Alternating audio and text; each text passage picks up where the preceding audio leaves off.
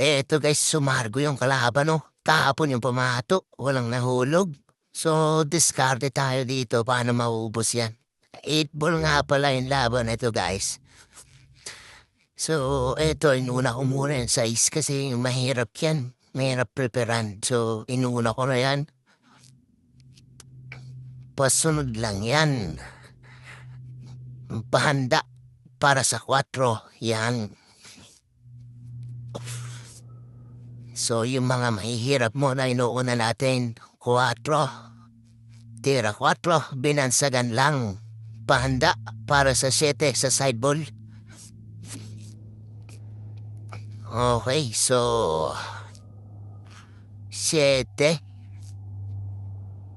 yung para sa 3. So ito, nabitin dapat.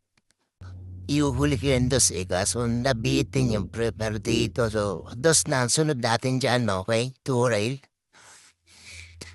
Eto, so nasa kabila, yung 5 tsaka 1. So, atake natin, may pectus kanan. Wala. Hindi bumatak, guys. Naka-jack up yung tao natin. Hindi bumatak.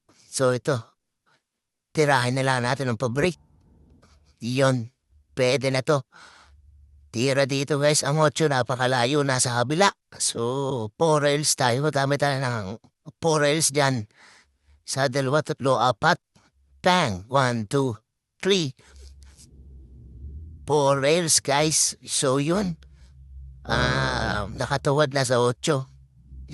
Yun, medyo sapatos nga lang pero wala nang gamot yan. Yun.